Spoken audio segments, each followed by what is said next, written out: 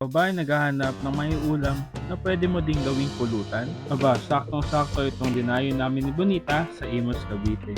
For today's video mga box ay isang bagong bukas na stall ang aming dadayuhin ni Bonita na located sa likod ng simbahan ng Imus. Dahil meron nga daw ditong pang-ulam na pwede rin pang pulutan.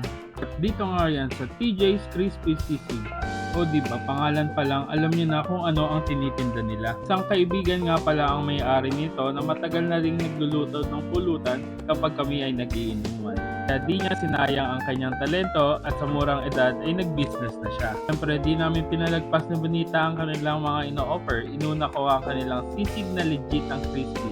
Panalo ang lasa at walang halong daya dahil nga di gaanong marami ang sibuyas ang hinahalo niya at literal na tinadtad na lechong kawali ang halo nito kaya naman crispy talaga siya. At alam nyo bang sobrang affordable nito dahil for only 65 pesos ay meron ka ng sisig toppers at syempre meron din naman silang sisig na for sharing at pati for bilaon na sobrang mura. Syempre bukod sa sisig meron pa silang ibang ino-offer na food para di naman maumay at magsawa ang kanilang mga customer. Meron din silang fried chicken na assorted parts and chicken neck.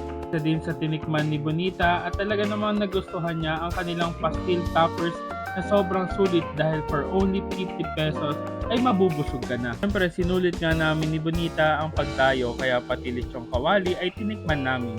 Grabe, isa daw to sa mga best sellers sa kanila. Sobrang sarap.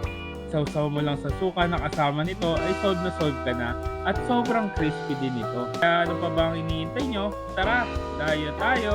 Again, located nga sila sa 35 Libertino Street, Poblacion 3A, Imus, Cavite at yan nga ay sa likod ng simbahan ng Imus. And open and ready to serve ang food nila from 4 p.m. to 12 midnight and available din sila for deliver via Lalamove kaya wala kang excuse na di matikman to. Dito ko muna tatapusin ang vlog for today. Kita-kits ulit tayo sa susunod naming dadayuhin kung saan may masarap, mura at kakaibang kainan. Thank you for watching and don't forget to eat, ride, and grind! Let's go!